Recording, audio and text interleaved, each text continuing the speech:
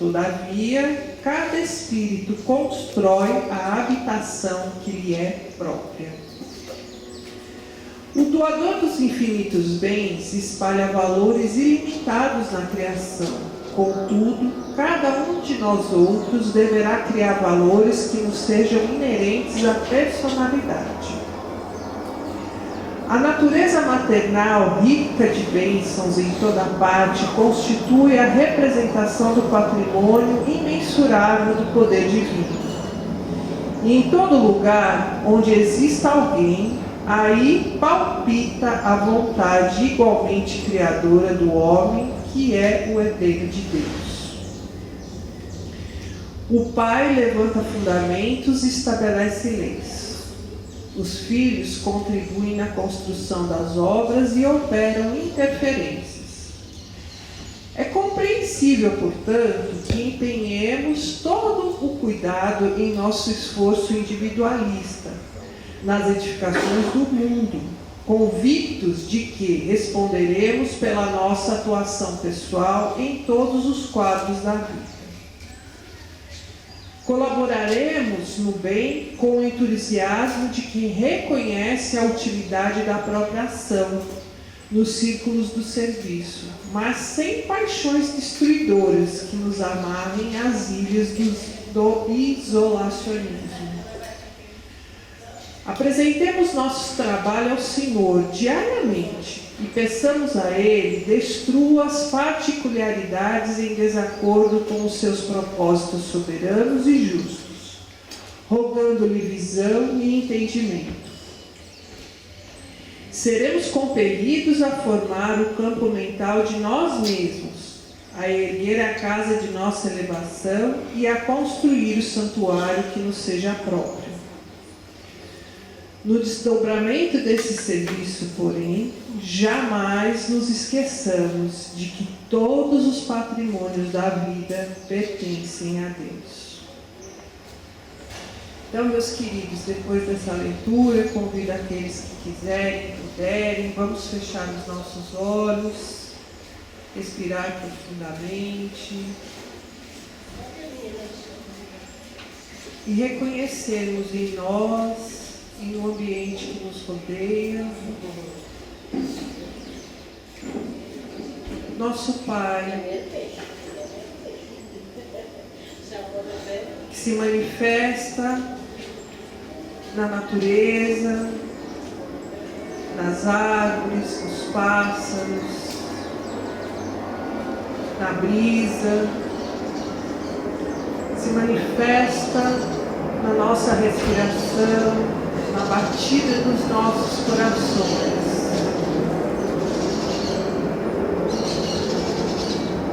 Sejamos gratos pela oportunidade que temos de termos chegado até aqui, nessa manhã de sábado.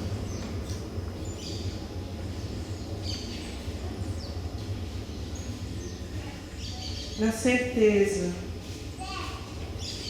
de que jamais estamos sozinhos e que essa caminhada é uma caminhada de amor, de misericórdia, que o Pai traçou e traz para cada um de nós. Que a espiritualidade amiga nos envolva nesse momento, acolhendo cada um aqui, encarnado e desencarnado.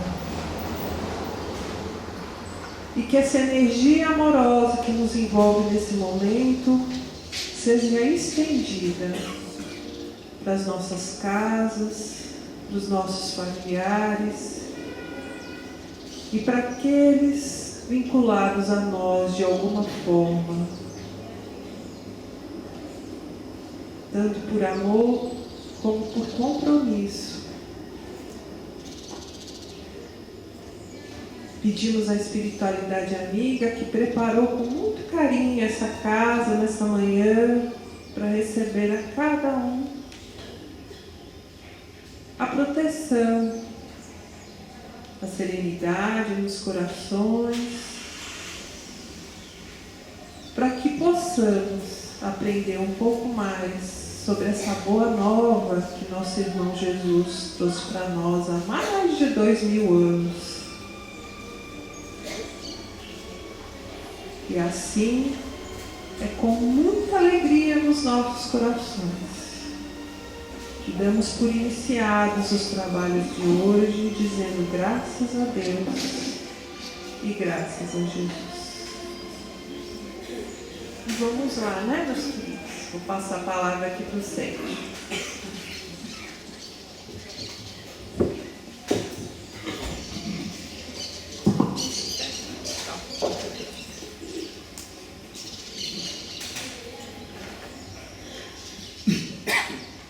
Bom dia a todos.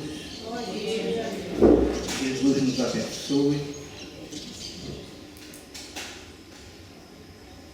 Hoje vamos dar glória a Deus. Como Pai Criador, Ele, apesar de nos criar sem nenhum conhecimento e nenhuma informação, sem nenhuma experiência,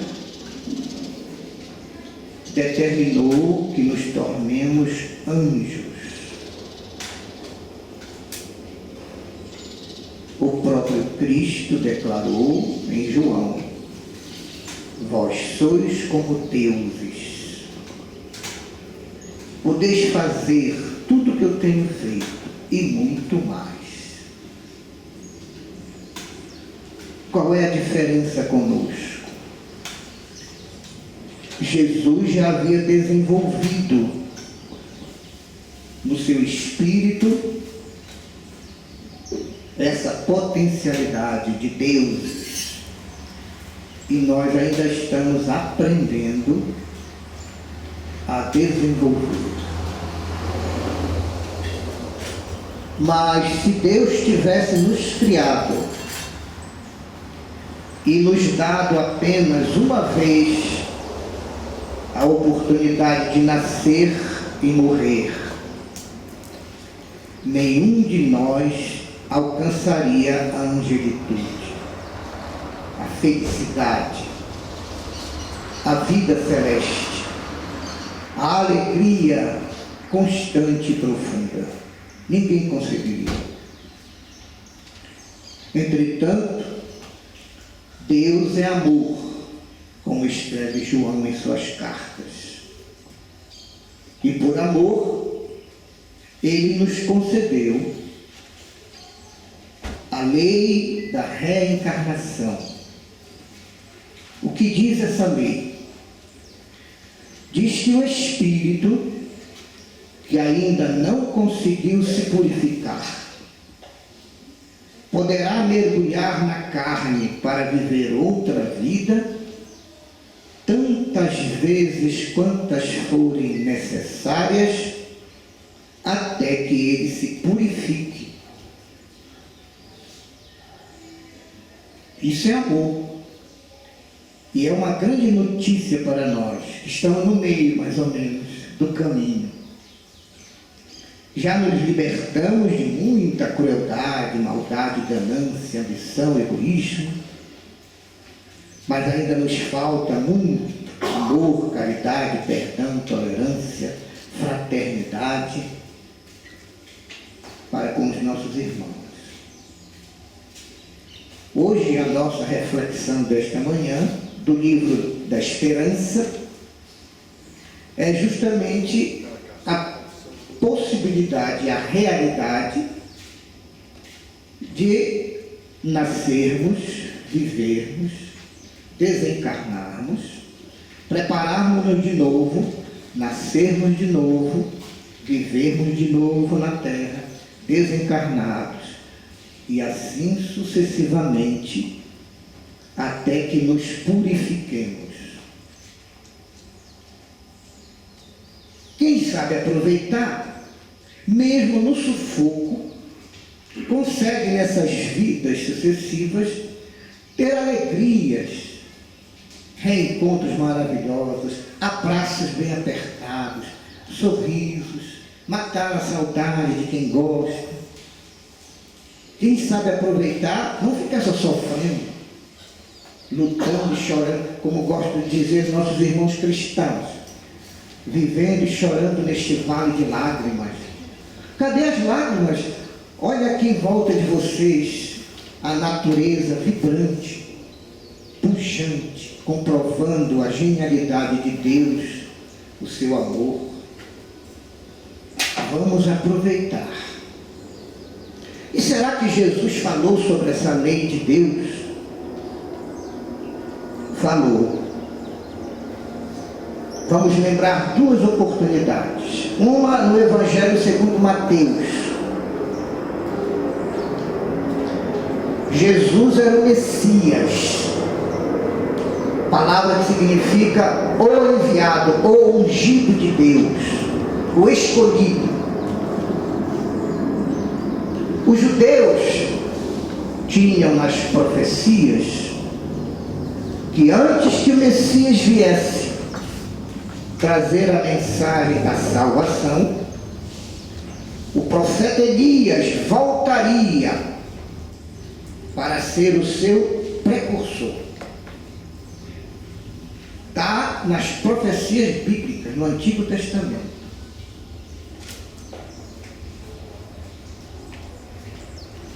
E quando Jesus estava com alguns apóstolos, eles perguntaram a Jesus: Senhor, quando será a libertação de Israel? Quando virá o profeta? E Jesus respondeu: Elias já veio, mas eles não o reconheceram.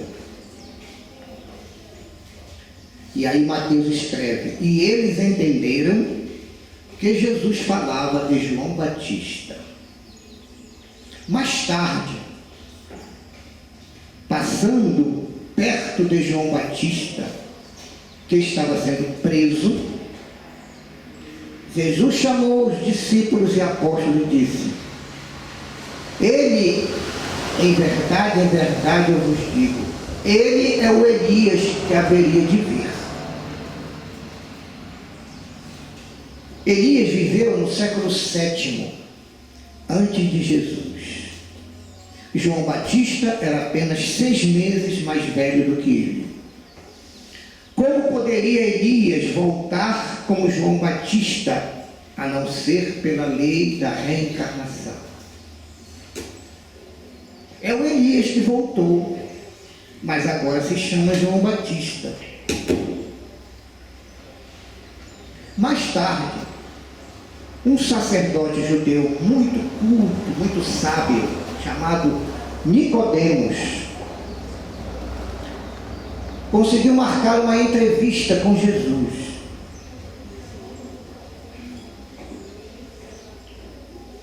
Um amigo comum abriu sua residência, Jesus ficou esperando chegar Nicodemos. Quando Nicodemos chegou, fez um grande elogio a Jesus, dizendo assim: Mestre, sabemos que és verdadeiro e que estás com Deus, porque ninguém poderia fazer tudo o que tu fazes se Deus não andasse com ele. E esse foi o boa noite do Nicodemos. O encontro foi à noite. Foi um grande elogio, porque ele era um sacerdote do Sinédrio, o STF dos judeus da época, que fazia as mesmas bobagens como os de hoje, entende? Então, Jesus respondeu ao elogio a seguinte frase: em verdade, eu te digo, Nicodemos, ninguém poderá ver o reino de Deus se não nascer novamente.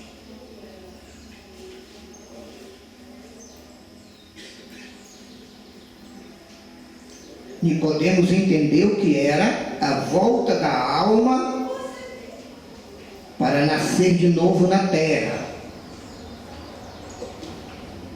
A lei da reencarnação.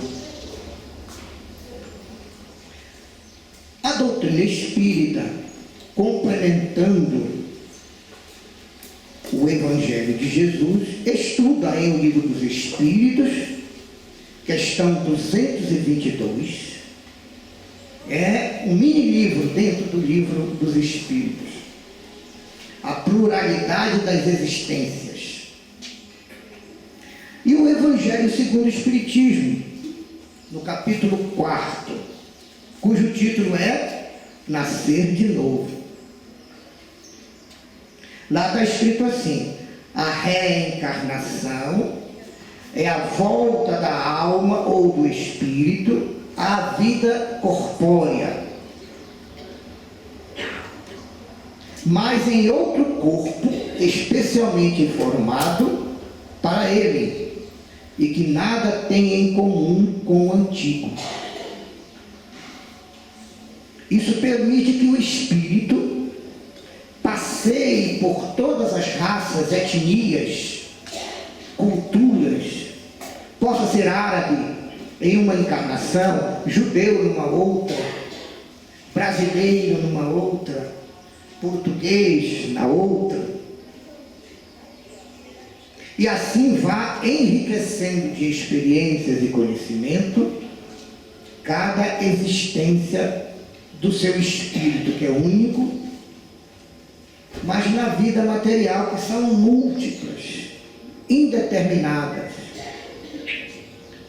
Os mais espertos realizam sua purificação em poucas dezenas de reencarnações, e nós em algumas centenas de reencarnações.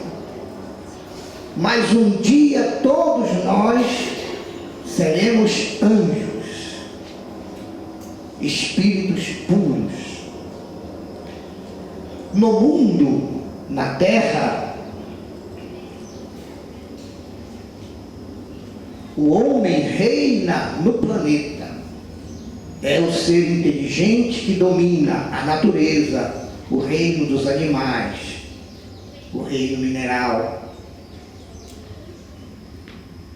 Faz com que montanhas sejam perfuradas com explosões, para que daqui a meses, tudo iluminado, passe um comboio de trens, levando pessoas e cargas de um lugar para outro.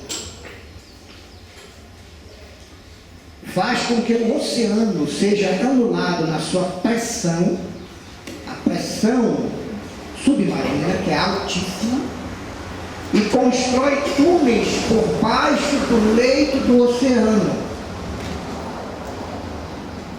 O oceano com uma profundidade imensa, e o túnel vai descendo, descendo e passa lá por baixo. E liga a França à Inglaterra, ligando dois povos e dois países. As montanhas, então, mesmo as montanhas mais duras, sofrem o impacto do trabalho humano, porque Deus deixou à disposição do homem todos os elementos e ferramentas de que ele precisa para conhecer, se instruir, entender, vivenciar e se purificar. Porque ele é Pai amoroso. Os rios, as nascentes, as fontes, são desviadas pelo homem para levar água a regiões áridas, ásperas, secas. Nós temos no Brasil um dos maiores projetos do mundo nesse sentido, que é a distribuição da água do Rio São Francisco, que há anos já está beneficiando dezenas de municípios, que agora podem plantar. E vocês sabem que tem planta, colhe. Isso serve para a nossa vida moral. O que é que nós estamos plantando por aí? Mais à frente virá a colheita. As florestas também. Diz Emmanuel no livro da Esperança. As florestas aceitam que o homem lhes retire as madeiras mais nobres para construir suas aldeias, suas casas, fomentar o progresso, criar cidades. E até os animais mais ferozes, mais selvagens, de maior tamanho, de maior força, o homem consegue domesticar. Ursos, leões. De vez em quando dá um acidentezinho, uma onça pega um homenzinho e mata sua fome, como todos estão sabendo hoje. Mas isso é um acidente de percurso. As forças do mundo, como a eletricidade, a energia, a força das marés, a força dos ventos, o homem domina, criando núcleos de captação do vento para transformar em energia. A energia eólica. Também há a captação da energia das marés. Então o homem não tem direito de reclamar de Deus se ele não consegue o sucesso que ele imagina, porque tudo depende dele. As ferramentas, os elementos, as oportunidades e o tempo, a grande dádiva para nós, o tempo,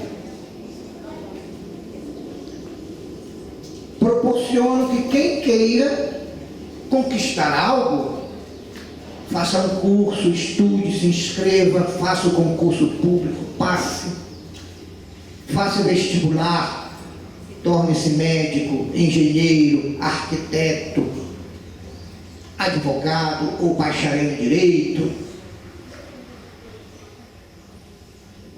ou queira ser um cientista dedicado a determinado tipo de área da ciência, não tem problema, é o livre-arbítrio. Porém, não é apenas o domínio de recursos naturais que Deus oferece ao homem para que ele governe o seu caminho e a sua existência.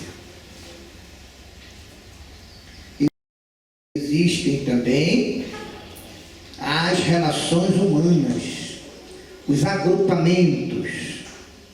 O principal de todos é a mais genial invenção de Deus, a família. Ele determinou que cada um que nasça tenha uma mãe, que guardou em seu ventre o desenvolvimento daquela futura criança, por 9 meses em média. Mas é preciso um pai que colabore para que haja a multiplicação quase infinita das células no organismo da criança. Então, na família, temos um grupo menor, o núcleo, onde podemos aprender a vencer, a perder, a empatar, a negociar, ceder um pouco aqui, ganhar um pouco lá. Aprendizado, purificação dos nossos sentimentos. Por quê? Porque o egoísmo é tão natural em nós que nós gostaríamos de ter tudo e todos para nós. Mas em casa, uma família com 4 irmãos, por exemplo, todos os produtos, valores, alimentos serão compartilhados pelos 6 elementos da família: pai, mãe e 4 filhos. Então é um curso de aprendizado para o espírito ir aprendendo a dialogar fraternalmente, negociar com legalidade e educação e aprender a compartilhar aquilo que ele imagina que é seu, Então nós gostamos, o meu carro está ali estacionado. E até pessoas, a minha esposa está em casa me esperando. Minha. Mas somos todos irmãos. E as coisas, como os carros, as residências, os bens materiais, são empréstimos. Empréstimos dos quais temos o direito de usar e fruir. Então nós temos o usufruto das coisas, mas não somos proprietários. Então o que é que eu realmente tenho na minha evolução, no meu aperfeiçoamento, no meu aprimoramento como espírito? O que eu tenho e que ninguém pode me tirar são as minhas conquistas, a minha experiência acerca da vida, das leis de Deus, do crescimento do meu espírito e do meu grau de purificação. Porque a meta principal é esta: a purificação dos filhos de Deus. Hoje estou numa encarnação de dificuldades. Me esforcei, mas não consegui, vivo na pobreza, tenho necessidades que às vezes não consigo satisfazer, tenho um monte de sonhos, mas amanhã, se eu me houver bem nesta de hoje, Deus irá me favorecer com uma situação muito melhor,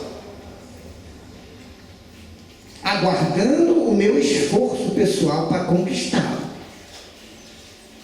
É isso. Então, nem o multimilionário de hoje pode se orgulhar de ser alguém especial, nem o mais pobre de hoje pode se lamentar que é um abandonado de Deus, que não tem nada, que é um coitado. Nada disso. Todos estamos a caminho. Cada um numa posição hoje, será outra amanhã.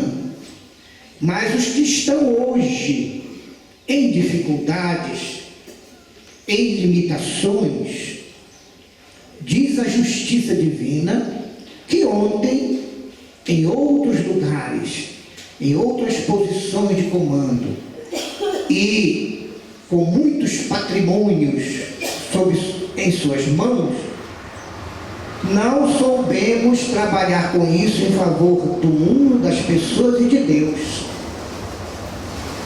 É muito comum acontecer isso no nosso caminho de aprimoramento. As muitas existências terrestres vão nos proporcionando essa oportunidade de aprendizado, de experiências, de aprimoramento geral e de aperfeiçoamento moral e espiritual. Então, não obstante aconteçam coisas na minha vida e ao meu redor que eu não posso controlar nem evitar,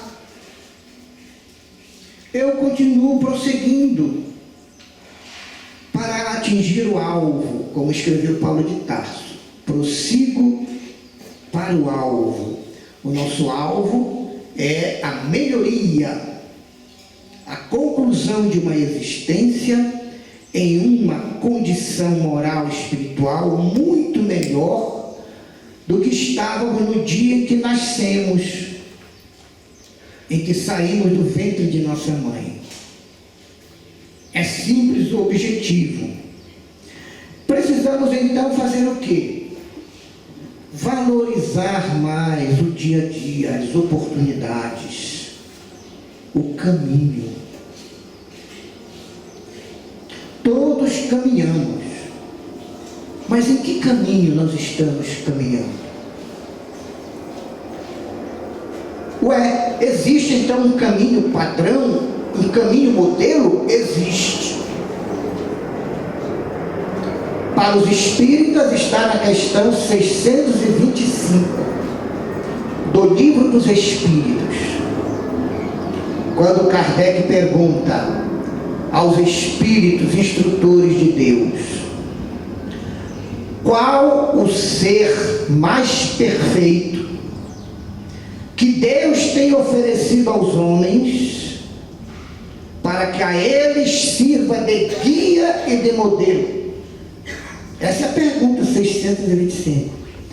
A resposta dá para decorar, é uma palavra só: Jesus. E ele foi quem disse isso, não é invenção do Espiritismo. Quando ele estava se despedindo dos 12, nos últimos capítulos do Evangelho de João, lá no capítulo 14, ele disse: eu já cumpri a minha tarefa e vou embora. Mas para onde eu vou, vocês ainda não poderão ir. Não poderão me acompanhar. Mas não há problema, porque vocês já conhecem o caminho. Caminho para onde? Para ir onde Jesus está. Vocês já conhecem o caminho. Tomé, que era o homem da racionalidade, o homem do ver para crer, disse: mestre, nós nem sabemos para onde tu vais. Como é que podemos conhecer o caminho? Se eu vou para a asa sul, todos vocês sabem o caminho, a direção. Se eu vou para a asa norte, se eu vou para o Paranoá. E a pergunta de Tomé é a nossa pergunta. E Jesus respondeu, sabe o quê? João 14, versículo 6. Eu sou o caminho para a verdade e para a vida. E ninguém irá ao meu Pai a não ser por meio de mim. Então, a nossa pergunta: mestre, qual é o caminho que eu devo seguir? Já está respondida. É o caminho do nosso guia e modelo. E quem é nosso guia e modelo? Está lá na resposta da 625, uma palavra só: Jesus. Por isso estamos aqui. Por isso temos fé. Por isso adotamos uma religião. Para nos ajudar na nossa caminhada, no nosso caminho. E o amor de Deus é tão generoso conosco que Ele compreende os nossos descaminhos. Quando em algumas vidas a gente vai se desviando do caminho do bem. E por pior que seja esse descaminho, por maior que seja esse desvio, isso não afeta em nada o amor que Deus tem por nós, nem pouquinho. Porque o amor de Deus é incondicional. O amor de Deus nos ama, ponto final.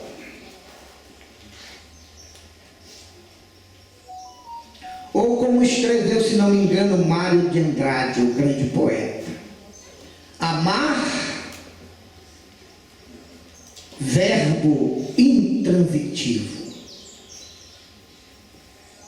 E que é verbo intransitivo? É aquele que não precisa de complemento. Então, quem ama, ama, ponto final. Não importa como é que é o outro, a pessoa amada. E nós temos uma mania de amar umas pessoas muito enroladas, não é? A mãe chega com a filha: minha filha, você agora passou por um drama, está divorciada, foi muito sofrimento. Por favor, minha filha, cuidado com esse seu dedo de escolher. Tenha mais cuidado. Porque nós temos essa mania de amar pessoas difíceis. Mas quando conseguimos amá-las, elas se beneficiam altamente e nós muito mais. Porque conforme está escrito no Antigo Testamento, que Pedro repetiu na sua epístola, só o amor cobre, resolve, soluciona a multidão dos nossos pecados. E a lei da reencarnação é uma das maiores provas do amor de Deus por cada um de nós. Porque para Ele não importa o quanto nós erramos anteontem, porque na encarnação de ontem vamos melhorar. Mas também não importa quantos erros cometemos na encarnação de ontem, porque na encarnação de hoje vamos reparar. E não importa as bobagens que estamos fazendo na encarnação de hoje, porque na encarnação de amanhã vamos consertar tudo. É assim que Deus pensa de nós, por amor. Então a gente vive orando para Deus nos perdoar. Não precisa, Deus nos perdoa sempre. Mas Ele exige que a gente repare o que errou. Isso Ele exige. E há leis e mecanismos automáticos que fazem com que qualquer espírito, qualquer espírito encarnado ou desencarnado, passe por experiências reparadoras para anular, desfazer e reparar os erros pretéritos. É o mecanismo da vida. Não há outra maneira de um espírito que acaba de ser criado, não tem nenhuma experiência, nenhum conhecimento, nenhuma cultura, nenhum mérito, mas também não tem nenhum demérito.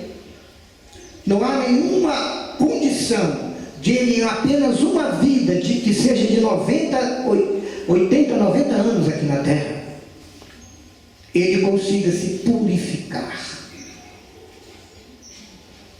Não há como. Então, aperfeiçoamento e aprimoramento são deveres comuns a todos os filhos de Deus. E todos os filhos de Deus têm o direito comum a buscarem um corpo na terra, uma personalidade, tantas vezes quantas forem necessárias, até que o seu espírito esteja purificado. Somente assim nós conseguiremos ir morar na morada onde Jesus se encontra, conforme Ele disse: eu me vou para vos preparar um lugar. Ele vai providenciar tudo, deixar tudo prontinho, só nos aguardando. Eu me vou para vos preparar um lugar. E quando eu me for e vos estiver preparado esse lugar, eu voltarei a vós e vos levarei comigo, para que onde quer que eu esteja, lá também vós estejais. Jesus em João 14.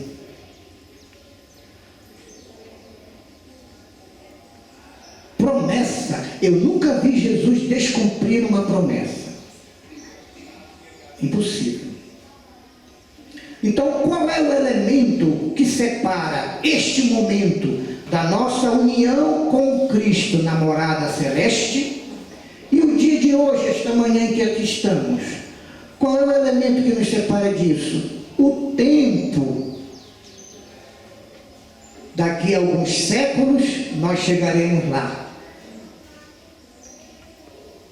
O importante é saber que não ficamos parados. Sempre estamos dando um passinho à frente.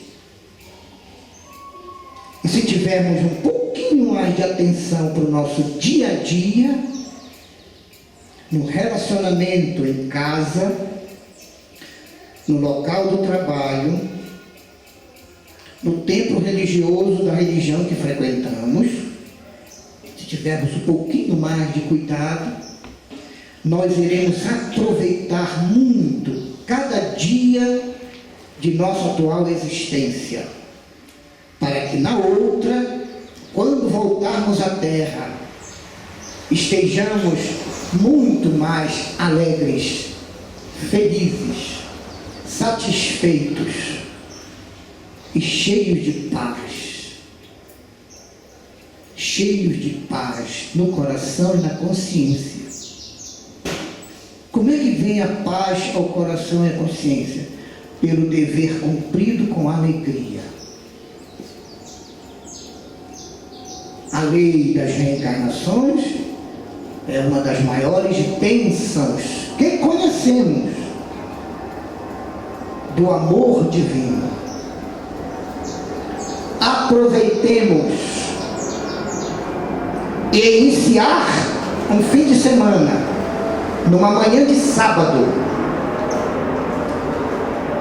cultivando a doutrina de Jesus, orando, cantando louvores a Deus.